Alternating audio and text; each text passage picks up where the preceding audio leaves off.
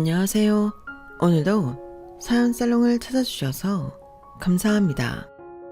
저는 오늘 여러분께 정말 깜짝 놀랄 이야기를 들려드리려고 해요.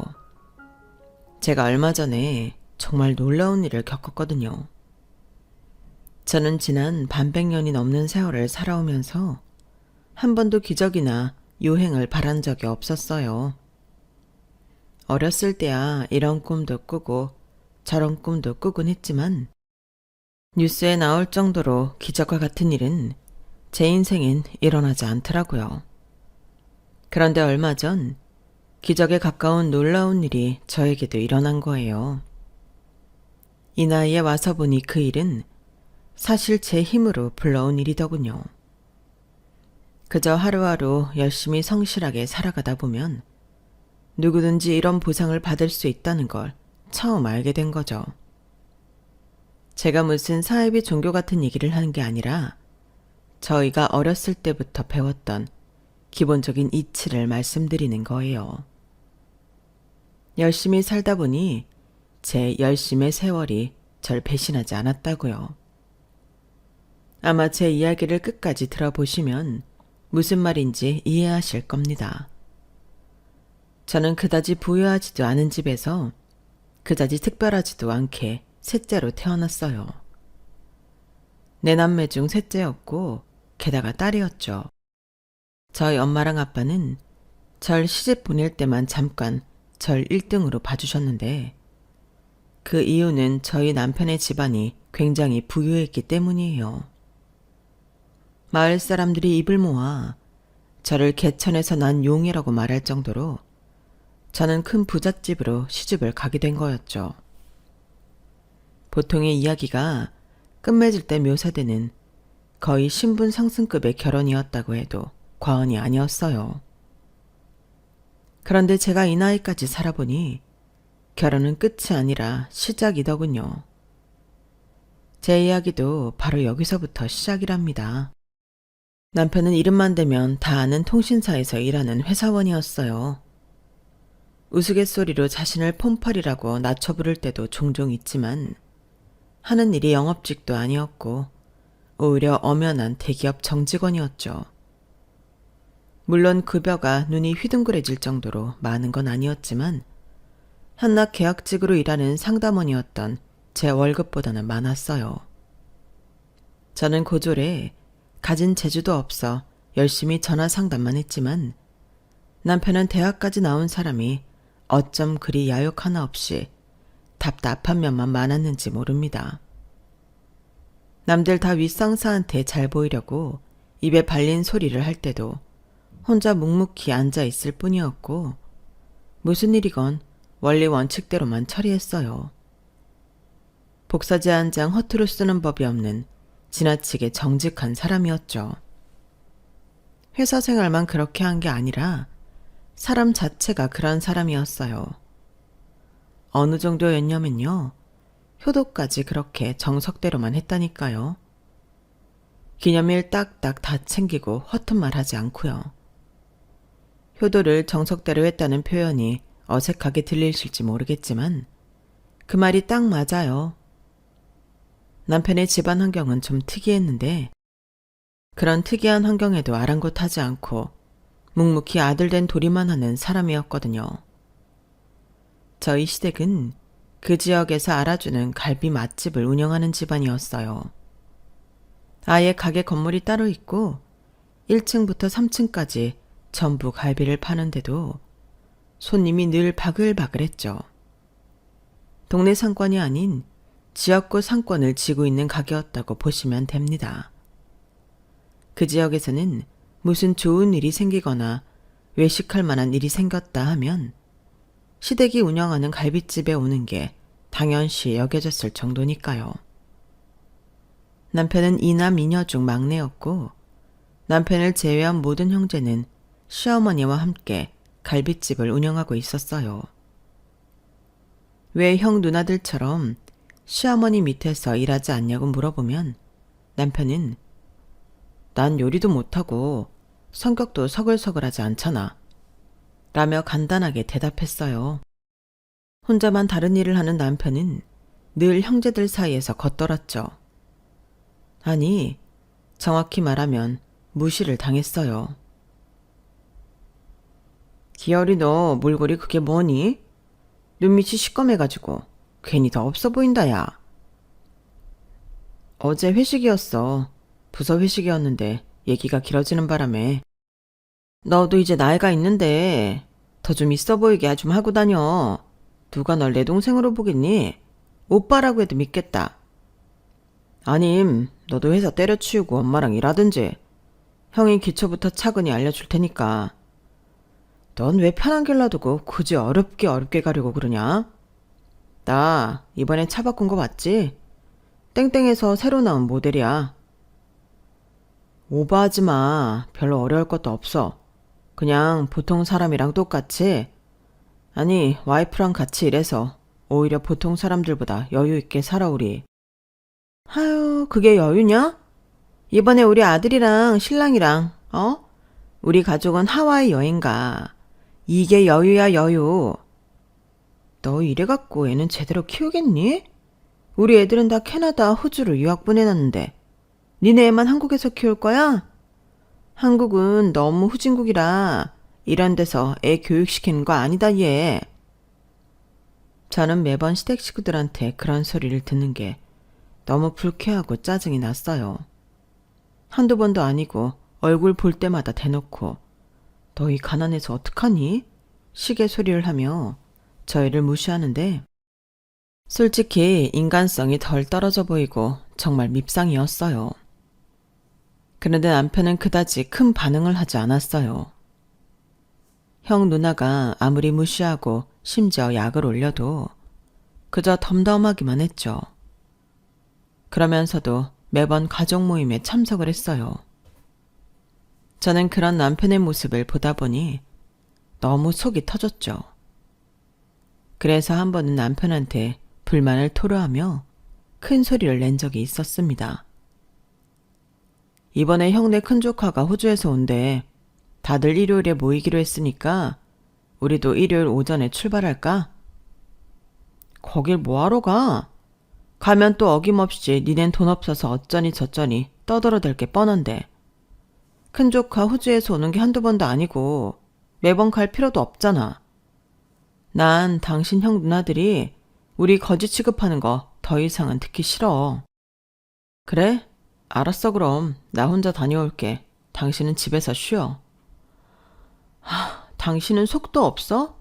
그딴 소리들을 맨날 들으면서 거길 또 가게? 한마디도 제대로 대꾸도 안 하고 말이야. 당신이 대체 뭐가 못나서 형 누나한테 맨날 그딴 취급을 당해야 하는 거냐고. 가족끼리 시간 내서 얼굴 보는 건 당연히 해야 할 일이잖아. 원래 어른 되고 나면 시간 내서라도 만나는 게 맞고. 게다가 엄마 연세도 있으신데 기회 될 때마다 자주 찾아뵈어야 하는 것도 있고 말이야. 난 당신 형 누나 보는 거면 싫어. 우리끼리 적당히 벌어서 적당히 검소하고 행복하게 살고 있잖아. 근데 왜 그 집만 가면 그렇게 남의 집 돈자랑을 들어야 하고 거짓 취급을 당해야 하냔 말이야. 그러면서 또 날 얼마나 깔보는지 알아? 아주 지겨워 죽겠어. 당신은 그걸 알면서도 매번 나한테 같이 가자는 소리를 해? 알았어. 그럼 앞으로 나 혼자 갈게. 난 그동안 당신이 가만히 있어서 그렇게 생각하는 줄 몰랐어. 앞으론 억지로 가지 마. 남편이 그렇게 나오자 쌓였던 울분이 금세 눈 녹듯이 사라져버렸죠.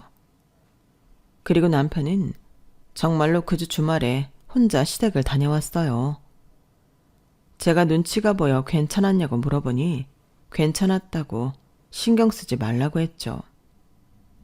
사람이 미워질 정도로 만나기 싫으면 안 만나는 게 맞는 거라면서 눈치도 보지 말라고 했어요. 괜히 눈치 보고 그러면서 속 썩이고 곪으면 쓸데없는 불편감만 생긴다면서요. 1, 2년 볼 사이도 아니고 길게 보려면 그런 마음 가지지 말라고 하길래 오히려 한동안은 남편의 눈치를 더 보게 되었네요. 설마 남편이 화가 났는데 일부러 돌려 말하는 건가 싶어서요. 하지만 남편은 정말 진심으로 한 말들이었고 이후로도 제가 불편할 만한 자리는 다시 권하는 법이 없었어요. 그래서 저도 남편의 말대로 쓸데없는 눈치를 보지 않았답니다. 대신 시댁을 아예 안 가진 않았고 시누이들과 아주버님이 최대한 없을 때만 골라서 갔어요. 시어머니만 볼 수 있는 자리면 무조건 갔죠. 시어머니도 남편이 당신의 가업을 물려받지 않는 걸 탐탁치 않게 여기시긴 했는데요. 그렇지만 시누이들과 아주버님처럼 그렇게 대놓고 놀리고 사람 무안하게 하는 법은 일절 없으셨어요. 저희가 알아서 검소하게 생활하고 저축도 차곡차곡 하고 있는 걸 보시곤 그냥 무뚝뚝하게 계실 뿐이었죠. 전 그런 시어머니가 훨씬 편했답니다. 그리고 남편 말대로 제가 가고 싶을 때만 시댁을 가니 시누이나 아주버님이 싫은 소리를 해도 웬만해선 웃고 넘기고 시어머니께도 잘해드릴 수가 있었어요. 지금 생각해보면 남편이 참 지혜로웠던 것 같네요. 그렇게 결혼 생활에 적응이 되고 안정적인 생활 패턴이 고착화되었을 무렵 저희 부부는 딸아이를 출산하게 되었어요. 결혼 3년 만에 찾아온 아이라 저희한테는 너무나 소중한 아이였죠. 평소 왕래가 잘 없었던 저희 친정 식구들도 찾아와서 고생했다, 축하한다는 말들을 건네주었고 작은 아기 선물들도 주었어요.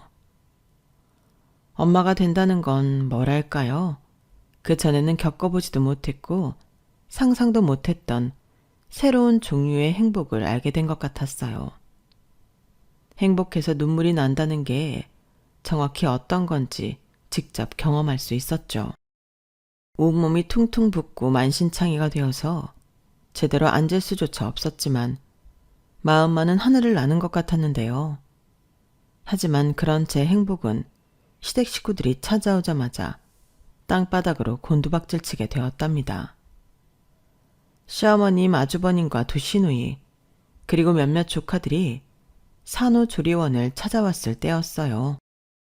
제가 모유 수유를 막 끝냈을 때였는데 시누이들은 절 보자마자 박장대소를 하더군요. 아니 올케, 아무리 그래도 이몰골은 좀 너무한 거 아니야? 우리 기어리 놀래서 도망가겠다. 애초에 임신했을 때 살이 너무 많이 찐 거 아니야? 세상에, 이거 언제 다 빼? 살 빼긴 뺄 거지. 기골이 아주 장대하다 장대해. 무슨 불곰인 줄 알았네. 시누이의 말도 화가 나는데 아주버님은 제 딸을 보더니 더 말도 안 되는 소리를 짓거리더라고요. 저기 제가 슬기야? 어라, 기어리를 하나도 안 닮았네. 원래 첫째 딸은 아빠 닮는다던데 쟤는 엄마를 닮았어. 재수씨, 첫 출산 맞아요? 혹시 숨겨둔 과거가 있나? 어머, 그러네. 애가 지 엄마를 쏙 빼닮았어. 어쩜 저러지? 누가 보면 둘째 낳은 줄 알겠다. 몸도 힘들고 평소와는 다른 컨디션인데 사람 앞에 놓고 저런 개념 없는 소리들을 해대니 저는 정말 머리끝까지 화가 났어요. 당연히 말이 곱게 나갈 리 없었죠. 지금 출산한 산모한테 그게 무슨 소리예요? 아무리 개념이 없기로써니 사람이 할 말이 있고 못할 말이 있지. 아픈 사람한테 불곰이라느니 과거가 있었냐느니 해도 너무한 거 아니에요? 뭐? 올케, 지금 말 다 했어? 손이 시누이한테 뭐? 개념이 없어? 그럼 이게 개념이 있는 행동이에요? 애들까지 데리고 와서 출산 축하해주기는커녕 사람 하나 이상하게 몰아가잖아요. 출산 경험 없는 사람이 그랬으면 또 몰라. 뻔히 몸 힘든 거 다 알면서 일부러 화나게 하는 거예요? 뭐예요? 이봐 재수씨, 화가 난 건 알겠는데 아무래도 말이 심하네. 아무리 화가 나도 해서는 안 될 말이 있는 거야.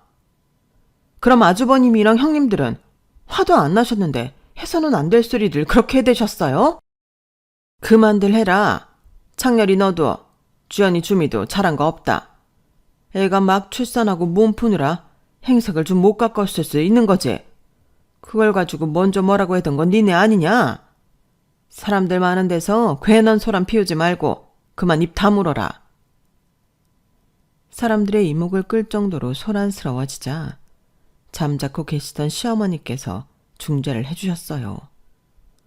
놀랍게도 시어머니는 아주버님과 시누이들 앞에서 제 편을 들어주셨죠. 시어머니의 말에 세 사람은 모두 화가 잔뜩 난 표정이었고 얼마 지나지 않아 선물이랍시고 들고 온 기정이 몇 봉지만 남기고 먼저 내려가 버렸습니다. 자기네들은 차에서 기다리고 있을 테니 시어머니 볼일 다 보시면 내려오라면서요. 그렇게 돈도 대단들 하시게 번다는 양반들이 고작 기저귀 몇 봉지만 들고 온 걸 보고 저도 어이가 없어하며 수납장에 잘 정리를 하고 있었는데요. 모두가 다 나가고 나자 시어머니는 저에게도 쓴소리를 하셨어요. 너도 잘한 거 하나 없다. 서운하고 섭한 게 있으면 그 부분만 잘 말하면 되지. 그렇게 목소리를 높이고 헐뜯는 얘기를 하면 쓰냐? 가족들한테 그렇게 못된 말하고 화를 못 참는 성미면 들어오던 복도 놀라서 다 달아나겠구나. 애도 생겼는데 앞으로 행동거지 신중히 하거라. 시어머니 말씀을 들으니 저도 욱해서 달려든 부분도 있고 해서 알겠다고 다음부턴 조심하겠다고 사과를 드렸죠. 시어머니는 곧 자리를 떠나셨어요. 그리고 저희 집은 그날 이후로 시댁 식구들과 더 거리를 두고 지내게 되었죠. 저희 가족끼리 따로 시어머니만 찾아뵙거나 연락을 드릴지언정 아주버님과 시누이들이 있는 곳엔 웬만해선 잘 가지 않았어요. 당시 자리에 없어서 나중에 그 사건을 전해들은 남편도 전부 다 시댁 식구들과 만나는 자리를 덜 가지게 되었고요. 그 사이 저희 딸은 무럭무럭 예쁘게도 자라났답니다. 처음 애가 신생아일 때는 잠도 제대로 못 자고 너무나 힘이 들었지만 애가 한번 웃을 때마다 그간의 피로가 싹 가실 정도로 행복했거든요. 아마 아이를 키워보신 분이라면 다 아실 거예요. 저희 딸은 누굴 닮았는지 애가 너무 순하고 영특하기까지 했어요. 하나를 알려주면 열을 알았죠. 저는 처녀 시절에 비하면 살도 많이 찌고 머리숱도 현저히 줄어들었지만 딸아이가 걷고 뛰고 말을 배우고 책을 읽는 걸 보다 보니 처녀였을 때보다 배로 행복한 사람이 되었답니다. 특히 저희 딸은 미국 만화 영화를 좋아했는데 애가 하도 좋아하다 보니 저는 그 시리즈의 비디오 테이프를 전부 사다 주기도 했어요. 그랬더니 저희 딸은 어려서부터 학원도 안 다니고 영어를 곧잘 했고 나중에 커서는 미국 영화 드라마를 또 그렇게 보더라고요. 그때에도 제가 구할 수 있는 DVD랑 DVD는 전부 발품을 팔아서라도 구해다 준 것 같네요. 저는 저희 애가 원한다면 학원도 보내주고 힘들어하면 쉬게도 해주며 애가 스스로 좋아하는 공부를 할 수 있도록 전폭적인 지지를 해주었어요. 그렇게 저희 딸이 중학교 3학년이 되었을 때 저는 학부모 상담에서 뜻밖의 제안을 받았어요. 어머님, 혹시 슬기는 외고 시험은 따로 준비 안 하시나요? 외고요? 글쎄요. 저희는 생각해 본 적이 없네요. 슬기가 딱히 가고 싶다는 말을 안 해서. 외고 준비하는 애들은 뭐 몇 년 전부터 공부하고 그러지 않나요? 그런 아이들도 있는데 슬기처럼 영어를 월등히 잘하는 아이들도 시도해 볼 수는 있을 것 같아서요. 저희 학교에 특목고 준비한다고 공부하는 애들과 비교해보면 슬기 내신도 나쁘지 않고 무엇보다 저번에 들어보니 슬기 이번에 토익 시험이 800점대가 나왔다면서요. 네, 뭐 그거야 그냥 한번 봐본 건데 그 정도면 원서 정도는 넣어볼 수 있지 않을까 싶어요. 혹시 붙으면 애 인생이 달라지는 거니까요. 슬기랑 한번 고민해보세요. 당시 저희의 담임선생님이 다른 선생님들보다 의욕이 있던 분이셔서 그런 제안을 해주셨던 것 같아요. 어쨌든 저는 상담이 끝난 뒤 남편과 딸아이와 며칠 동안 의논을 해봤어요. 저희가 유학을 보낼 형편까지는 안 되었어도 특목고는 충분히 보낼 수가 있었거든요. 저희 딸은 한번 도전해보겠다고 했고 원서를 썼지만 아무래도 떨어지게 되었답니다. 그 짧은 기간 수험 생활을 했는데도 제가 다 아쉽더라고요. 그래도 붙으면 좋았을 텐데 슬기 그 학교 가보고 싶다고 했잖아. 많이 아쉽지 않아? 괜찮아. 나는 사실 다른 애들에 비하면 공부도 별로 안 했잖아. 같은 반 친구 중에 세희라고 중학교 1학년부터 입시한 애가 있는데 걔도 떨어졌대. 걔가 전교 1등인데 말이야. 그런 애도 떨어지는데 내가 덥석 붙으면 안 되지. 저희 딸은 저보다도 생각이 깊고 착하더라고요. 저는 딸아이 말이 맞다 싶었고 이후로는 다시 딸아이 교육에 크게 관여하지 않았어요. 그때 당시엔 남편도 부장직을 따라 일이 바빴고 저 역시 관리자로 일하며 신입 교육을 시작해 정신이 없었거든요. 다른 아이들과 다르게 저희 딸은 혼자서도 학교 생활을 잘하는 아이이니 믿고 관심을 끈 것도 있었죠. 그런데 그게 엄마로서 안일하기 그지 없었다는 걸 나중에 알게 되었어요. 딸아이가 고등학교 2학년에 막 올라갔을 때의 일이었죠. 어느 날 학교에서 딸아이가 연락이 안 된다는 전화를 받게 된 겁니다. 한 번도 그런 적이 없던 아이였기에 저희 부부는 혼비백산에서 애를 찾으러 온 동네를 뒤졌는데요. 저희는 밤 늦은 시간이 되어서도 딸아이를 찾을 수 없었고 8시가 넘어서야 딸이 스스로 집에 돌아오는 걸 확인할 수 있었어요. 너 무슨 일이야? 갑자기 안 그러던 애가 말도 없이 대체 어딜 갔다 온 거야? 하루 종일 핸드폰을 왜 꺼놨냐고? 당신 진정 좀 해 일단. 슬기 너 일단 이리 들어와라. 와서 엄마 아빠한테 할 말 있으면 다 털어놔봐. 당신은 따뜻한 물 한 잔만 떠와. 얼른. 남편의 침착한 대응으로 일단 온몸이 얼음장처럼 차가워진 아이를 집 안으로 들였어요. 저희는 애를 계속 어르고 달랬는데 저희 딸은 눈물을 뚝뚝 흘리며 더 이상 학교에 가고 싶지 않다고 하는 겁니다. 그런데 그 이유를 듣고 아주 하늘이 노래지는 것만 같았죠. 저희 딸아이와 같은 중학교에서 같은 고등학교, 심지어 같은 반으로 진학을 한 아이가 있었는데 원래는 중학교에서부터 전교 1등을 하는 아이였답니다.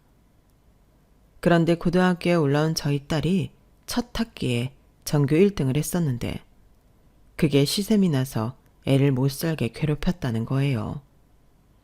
일부러 체육복을 훔치고 애 책상에 우유를 쏟고 남들 보는 앞에서 대놓고 욕을 하고 저희 딸은 1학년만 버티면 2학년 때부턴 다른 반이 될 줄 알았는데 2학년 때도 같은 반이 되어 절망스러웠다고 해요. 세상에 공부를 잘하는 학생은 다 모범생인 줄 알았는데 그게 아니라는 걸 처음 알았죠. 어디 양아치도 아니고 전교 1, 2등 하는 애가 저희 딸을 괴롭히고 심지어는 때리기까지 했다는 말을 들은 저희 부부는 정말 눈이 뒤집힐 정도로 화가 났어요. 그리고 바로 다음 날 학교로 쳐들어가서 선생한테 따지고 들었습니다. 대체 학교 선생이 되어서 애가 맡고 있을 동안 뭐 했느냐고요. 결국 그 아이는 징계 처분을 받았고 학교에서도 저희 부부한테 싹싹 빌었지만 그래도 저희의 분은 풀리지 않았죠. 징계라고 해봤자 학생부 기록에도 제대로 남지 않는 정도의 가벼운 징계였고 학교 측에서도 문제가 커지길 원치 않아 말로만 싹싹 빌 뿐 실질적인 조치는 취한 게 아니었거든요. 어쨌든 저희 아이는 그 가해 학생과 남은 고등학교 생활을 해야만 했어요. 그리고 저희 딸은 자퇴를 결심했습니다. 이미 그 친구 편을 드는 아이들이 너무 많았고 어차피 가서 공부에 방해만 받을 것 같다는 게 딸아이의 판단이었죠. 저희는 가슴이 찢어지는 것 같았지만 딸아이의 판단을 존중해 주었어요. 저희 딸은 결국 검정고시를 준비해야만 했죠. 그리고 그해 명절, 저희 부부는 시댁 식구들과 또 한 번 척을 지게 되었답니다. 이때는 남편이 정말 크게 화를 냈어요. 그 오랜 세월 동안 단 한 번도 아주버님과 시누이들한테 싫은 소리를 안 하던 사람이 말이에요. 시작은 시누이들 둘이 저에게 주제넘는 이야기를 한 것이었는데요. 아니 올케 얘기 들었어. 슬기 안 좋은 일 있다고 학교 자퇴했다고 말이야. 자퇴를 했어? 나는 안 좋은 일 있다는 것만 들었지 홀랑 자퇴를 해버렸는 줄은 몰랐네. 왜 굳이 자퇴를 했어? 다른 학교로 애 전학을 보내든지 하지. 저희도 안 그래도 그런 내용까지 얘기를 해봤는데요. 다른 학교에서 적응하고 또 새로운 친구 사귀고 이러면 슬기가 힘들 것 같대요. 지금은 그냥 아예 공부에만 집중을 하고 싶다고 그래서. 저희도 차라리 그게 더 좋은 방법일 수도 있겠다고 해서 그렇게 한 거예요. 저희도 며칠 동안 얘기 나눠보고 결정한 거라. 이래서 한국 교육 시스템이 문제라니까? 차라리 애를 유학을 보내든가 하지 왜? 아, 그건 또 형편이 안 되나? 그렇지 않아도 애가 알아서 공부 잘하니까요. 그래봤자 애는 애지. 어른들이랑 생각이 같은 줄 알아? 애도 막상 저기 뭐야 승원이랑 승주처럼 호주 나가서 넓은 세상에서 공부했어봐. 학폭이 뭐야? 슬기가 그렇게 당하고만 있지는 않았지. 맞아. 그리고 올케가 가만 보면 애를 너무 감싸고 도는 경향이 있어. 애가 그럼 중졸로 있겠다고 그냥 중졸로 살게 냅둘 거야? 부모라면 애가 그런 극단적인 선택을 할 때 옆에서 잡아줄 줄도 알아야 하는 거야. 남의 일이라고 함부로 말씀하지 마세요. 어느 곳이나 약자 괴롭히는 사람이 있을 수 있고 누구나 그 대상이 될 수 있는 거예요. 그리고 저희 애도 저희도 상처가 아직 낫지도 않았는데 남한테 그런 말 듣는 거 불편하네요. 어쩌다 명절에 어쩔 수 없이 마주치더라도 말도 잘 안 걸던 양반들이 갑자기 위로인지 약 올리는 건지 모를 말들을 마구 해대니 저도 자연히 표정이 굳어질 수밖에 없었네요. 괜히 딸아이가 듣고 위축될까봐 신경 쓰이기도 하고요. 그런데 그 대화에 아주버님이 끼어들기 시작하면서 대화는 주제를 넘다 못해 아주 산으로 가버리게 되었어요. 아무리 화를 참고 점잖게 이야기해보려고 해도 도무지 참을 수가 없었죠. 이게 다 요즘 애들이 다 오냐오냐 자라서 그래. 솔직히 우리 애들은 해외 나가서 향수병도 알아보고 영어 배우느라 고생도 해보고 하면서 성장통을 겪었잖아. 근데 내가 자세히 보진 않았지만 기어린 애가 애를 좀 너무 오냐오냐 키우는 경향이 있더라고. 지금 그 말씀은 잘못이 피해자인 저희 슬기한테 있다는 말씀이에요? 그런 언행은 전부 피해자에 대한 2차 가해라는 거 모르세요? 개념 없고 비상식적인 얘기는 그만 좀 하세요. 이게 개념이 없고 비상식적이라고? 그럼 딸내미 꼴랑 하나 키우면서 그마저도 제대로 못 챙겨서 나가서 맞고 다니게 하는 게 상식적이라는 거야?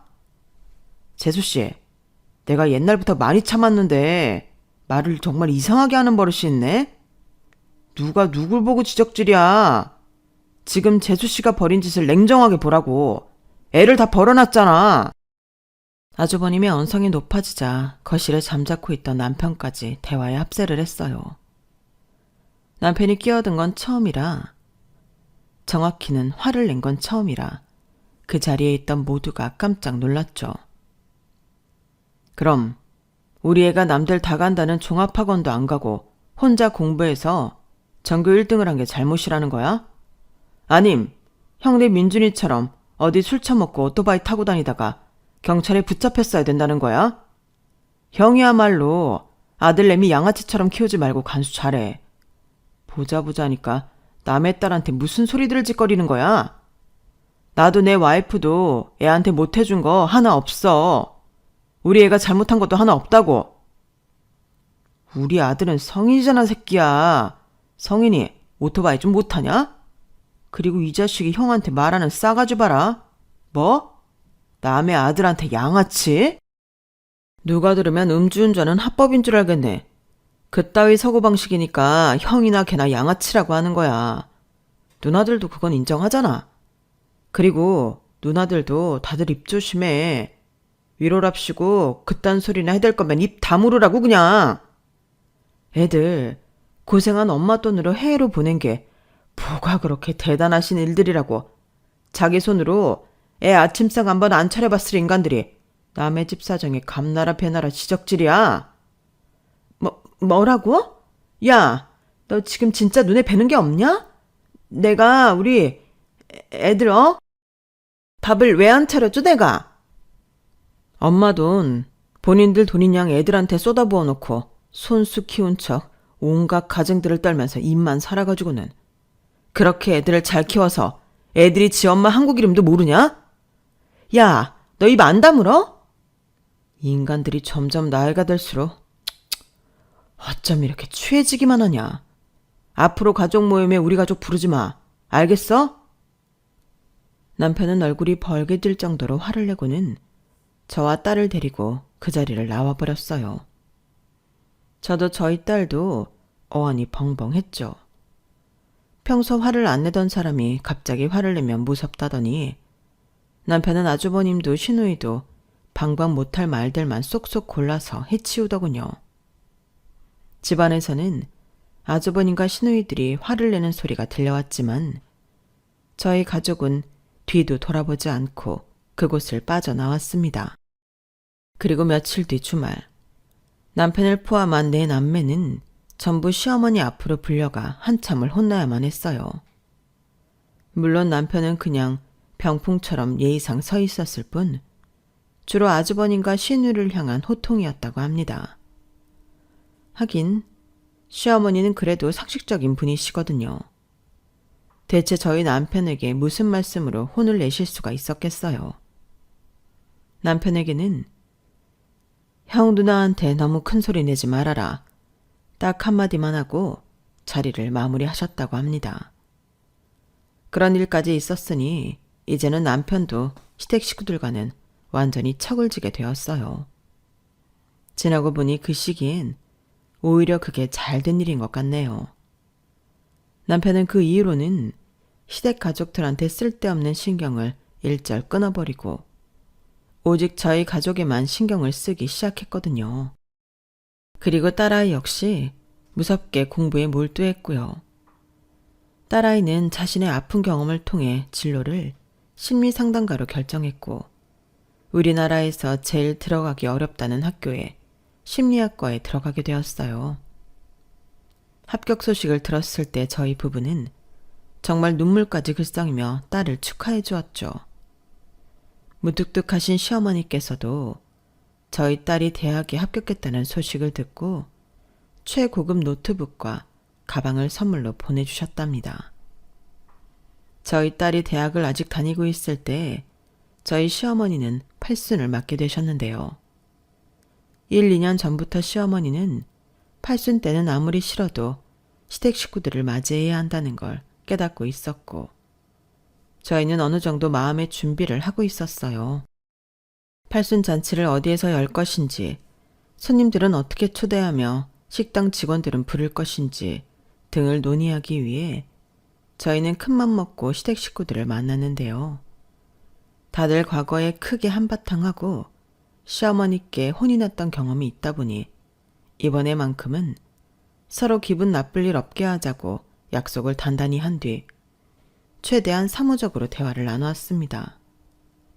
그 결과 빠르게 장소와 음식, 한복점과 기타 정해야 할 사항들이 정해졌고 저희는 겨우 평화롭게 헤어질 수가 있었어요. 저는 그제서야 아주버님과 시누이의 대화가 통한다는 생각이 들기도 했죠. 이제 하나둘씩 50대 넘어가게 되니 다들 전만큼 혈기왕성하다거나 분위기 파악을 못하진 않는 것 같더라고요. 허튼 소리를 하면 괜히 서로 피곤해지기만 하니 저희는 몇 번 더 만남을 가졌고 그때마다 빠르게 자리를 파했어요. 그렇게 조심하며 팔순잔치를 준비했고 그렇게 시간이 흘러 가족끼리만 보기로 한 팔순잔치날이 오게 되었죠. 남편 형제들만 해도 내 남매들인데 친척들만 불렀는데도 아무리 많이 추렸어도 거의 40명 정도는 모이게 되었어요. 다른 집안 사람들은 그냥 와서 식사만 간단히 하고 가시는 편이었고 실제 시어머니와 왕래가 있으신 분들이 늦게까지 남게 되었죠. 저희 아들까지 전부 모이게 되니 직계가족 자리도 북적이는 느낌이 상당했습니다. 저도 솔직히 나중에는 조금 정신이 없더군요. 그런데 누가 제 옆을 지나가면서 영어로 뭐라고 하는 겁니다. 고개를 들어보니 아주버님네 큰아들이었고 그 뒤를 큰 시누이네 형제들이 쫄래쫄래 따라가더군요. 저보다 머리 하나는 더 큰 애들이 자기들끼리 제 쪽을 보며 영어로 대화를 하니 저는 기분도 나쁘고 무슨 말인지 알아듣지도 못했어요. 무시해 엄마. 어쩜 저 나이 처먹고 저렇게 철딱서니가 없는지. 넌 다 알아들었어? 쟤네 뭐래니? 그냥 지들끼리 질라든 농담하면서 웃는 거야. 몰라도 돼. 영어를 잘하는 딸이 그렇다고 하니 저도 잠자코 있었고 괜시리 그 애들이랑 엮이지 않으려고 했어요. 그런데 가만히 보니 아주버님과 시누이들의 애들, 그러니까 제 조카들은 죄다 영어로만 대화를 하고 있는 겁니다. 자기들끼리는 얼마나 친한지 아주 농담도 하고 키득키득 웃기도 하면서요. 애들 목소리가 좀 커지자 시어머니가 가족들이 있는 자리에서는 영어를 자제하라고 한 소리 했는데 애들은 정말 눈 하나 깜짝 안 하고 계속 자기네들끼리 영어로 수덕이더군요. 아주버님과 시누이들도 그저 사람 좋은 미소에 얼굴에 걸고 있을 뿐 애들 하는 말은 하나도 못 알아듣고 있더군요.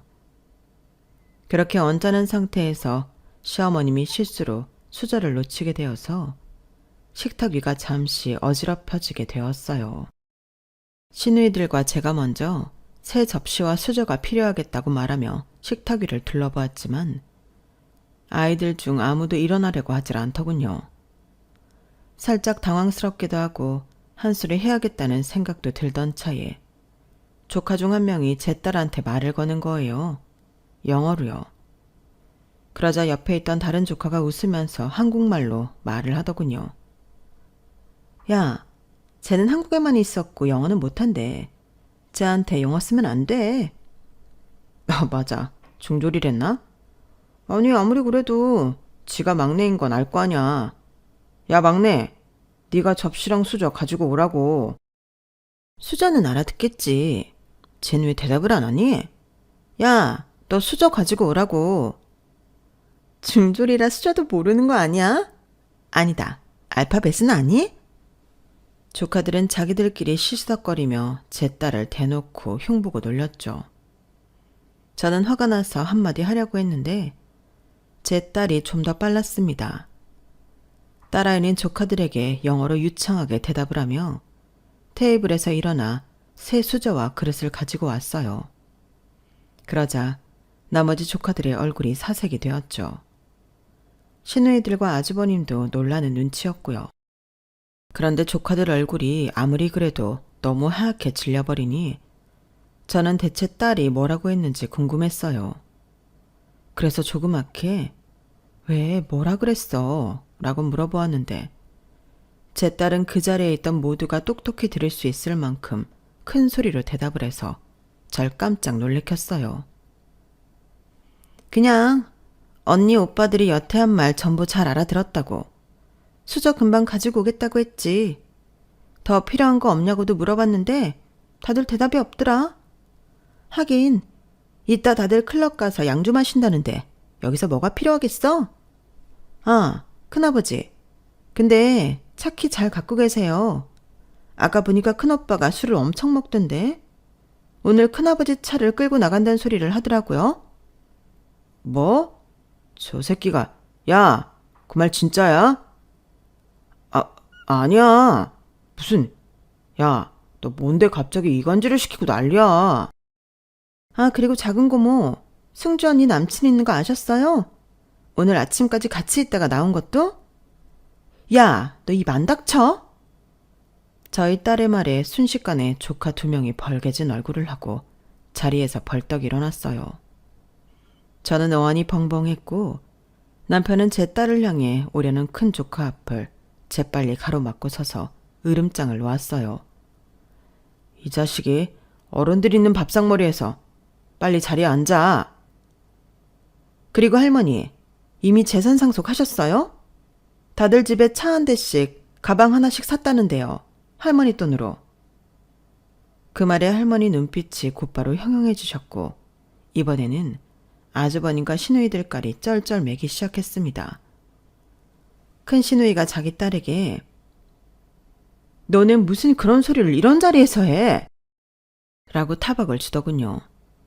본인 말로 인해 제 딸의 말이 사실인 게 확정된 것을 아는지 모르는지 시어머니는 큰 시누이의 말에도 아주버님을 향해 무섭게 깔린 목소리로 물어보셨어요. 사실이냐? 니들이 내 돈을 뒤에서 빼돌리고 있었다는 게? 아우, 뭘 빼돌려요. 그냥 엄마 밑에서 그만큼 돈을 많이 벌었다는 거지. 그리고 그 차 뭐 얼마 하지도 않아. 우리 돈으로 충분히 살 수 있는 돈이었어요. 그치? 이놈아, 속일 걸 속여. 지금 감히 누구 앞에서 거짓말을 해? 내가 장사꾼으로만 평생을 살고 네 애미로도 평생을 살았다. 너 거짓말하는 거 하나를 모르겠어? 자식 농사 저리 망쳐놓고 니들은 돈이나 빼들려고 히덕거리고 앉아있단 말이냐? 엄마, 그게 아니라요. 오빠 말은 엄마를 속이려고 한 게 아니라 너도 그 입 닫아. 다 큰 처녀인 딸내미 하나 간수 못하고 벌써부터 남자랑 붙어먹는다는 소리가 나오게 해? 쟤 미국에서 공부한다고 들어간 돈이 얼만데 대학교 하나 제대로 못 보낸 주제에 어디서 입을 함부로 놀리려 들어? 거짓말을 하려는 게 아니야? 어? 화가 난 시어머니가 지팡이를 마구 휘두르며 호통을 치셨고 조카들도 이 사건이 엄청난 일임을 본능적으로 알았는지 자세를 고쳐 앉았어요. 하지만 시어머니의 화는 그칠 줄을 몰랐죠. 니네 셋 앞으로 출근하지 마라. 어차피 출근해서 직원들 부려먹기나 하고 일도 안 하는 것들이 출근은 뭐 하러 하고 돈은 뭐 하는다고 받아가냐? 당장 내일부터 출근하지 마. 그 말에 아주버님도 두 시누이도 조카들까지 전부 얼굴이 하얗게 질려 시어머니께 잘못했다고 빌기 시작했어요. 갑자기 10명이 넘는 성인들이 무릎을 꿇으며 잘못했다고 비니 그 모습이 아주 가관이었죠. 흡사 지옥에서 꺼내달라고 비는 사람들처럼요. 하지만 시어머니는 화가 잔뜩 나신 채 자리에서 일어나 버리셨고 저희 부부는 뒤늦게 정신을 차리고 후다닥 시어머니가 귀가하시는 걸 도와드렸어요. 저희 가족은 시어머니를 바래다 드리면서도 시어머니가 세 사람을 해고하겠다는 얘기가 설마 진심이라고는 생각을 하지 못했는데 시어머니는 집에 도착하자마자 저희를 돌아보시고 작정한 듯이 말씀하셨어요. 기어리 너 잘 들어라. 앞으로 네 형 누나한테 상속할 건 없을 게다. 내 살아생전에 네 몫의 유산은 미리 건네줄 테니 당장 내일 우리 맨날 가는 변호사 사무실로 와라. 엄마, 괜찮아요. 아니 그것보다 그럼 당장 가게 운영은 어떻게 하시게요? 일단 형 누나들이라도 운영을 해야. 내가 걔네 시원하게 말아먹으라고 여태껏 장사해왔는 줄 알아? 알아서 물려줄 사람이 있으니 넌 신경 꺼. 원래도 가게 일은 신경도 안 쓰던 놈이. 그리고 슬기 너. 시어머니는 저희 딸을 부르시더니 한동안 말없이 노려보셨어요. 저희 딸은 약간 겁먹은 눈빛으로 네 라고 말할 뿐이었죠. 지 엄마 닮아가지고 성격이 불같아서는 다음부터 그런 얘기 떠벌떠벌 하지 말고 나한테 얌전히 와서 말하거라. 알겠어? 아, 네. 네, 할머니, 그럴게요. 그럼 다들 가봐라. 슬기애미는 집에 들어가서 나한테 애 등록금 좀 알려주고. 저 대가리 시꺼먼 놈들한테 들어가던 거 차라리 슬기 학비로 돌려버리는 게 낫겠구나. 네? 어머니, 저희 괜찮아요. 어머님 생활하시는데 사용하세요. 차고 넘친다, 차고 넘쳐. 줄 때 받아. 시어머니는 호통을 치시며 저희를 집 밖으로 내쫓았고, 저희는 어안이 벙벙한 채로 시어머니 댁에서 쫓겨나왔어요. 그리고 시어머니는 정말로 저희 딸에게 모든 지원을 돌리셨어요. 사실 저희 딸은 교환학생도 고민 중에 있었지만 사정이 여의치가 않았었는데, 시어머니가 지원해 주신 금액으로 넉넉하게 교환학생을 다녀올 수 있었어요. 저희 부부도 그동안 조금씩 미뤄왔던 지병 치료도 받을 수가 있었고, 딸아이 결혼 자금도 넉넉하게 모을 수가 있었죠. 아주버님과 시누이들이 지원을 많이 받고 있었다는 건 알았지만 이 정도인 줄은 저도 최근 들어서 처음 알았네요. 솔직히 좀 충격적이긴 했습니다. 그리고 쫓겨난 아주버님과 두 시누이는 시어머니 돈만 믿고 여기저기 대출까지 끌어와 사치를 부리던 습성 때문에 빠르게 망해가기 시작했어요. 사람이 제대로 살아가려면 스스로 자금을 관리하는 법을 배워놓아야 한다는 것도 그들을 보면서 절실히 깨닫게 되었죠. 상식적으로 비상금을 저축하고 있는 돈 안에서 소비하는 그런 당연한 행동들을 하나도 못하더라고요. 나이 50 넘게 먹은 사람들이 말이에요. 새 남매는 남편에게 이혼당하거나 의리의리하게 잘 살던 집도 결국은 내놓고 겨우 작은 동네로 이사가거나 차도 가구도 전부 팔아넘기고 텅 빈 집만 덩그러니 남게 되거나 하는 등 놀라운 정도로 파국을 맞았어요. 시어머니 지원이 끊기자마자 이혼을 당한 작은 시누이가 가장 충격이었네요. 그간 가족 내 분위기가 어떤 꼴이었는지 여실히 알 수가 있었어요. 그리고 저희는 딸내미 덕에 직장에 쌓아두었던 연차를 조금씩 사용하면서 여유로운 때를 보내고 있답니다. 사실 둘 다 직장을 관둬도 되지만 앞으로 저희의 노후를 위해서 혹시 모를 또 다른 일을 대비해서 계속 회사는 다니기로 했어요. 그리고 남편도 저도 같은 직장에 오랫동안 일을 하다 보니 출근을 안 하는 건 또 허전할 것 같고요. 대신 내후년쯤에는 유럽 여행을 장기간 다녀오기로 하고 차근히 계획을 세우고 있답니다. 저희는 누구처럼 시어머니께서 해주시는 지원에만 의지하며 사는 게 아니라 저희 스스로 삶을 꾸려나가는 힘을 잃지 않을 거거든요. 저희 가족은 그간 힘든 일도 많았지만 이렇게 희망을 잃지 않고 살아온 덕분에 지금과 같은 큰 행운을 만나게 된 거라고 생각해요. 제 이야기를 끝까지 들어주신 모든 분들도 끝까지 행복하시길 바랍니다. 여러분, 사연 댓글에 응원과 현명한 조언 부탁드려요. 좋아요와 구독은 저에게 큰 힘이 됩니다. 오늘도 좋은 일 가득하세요.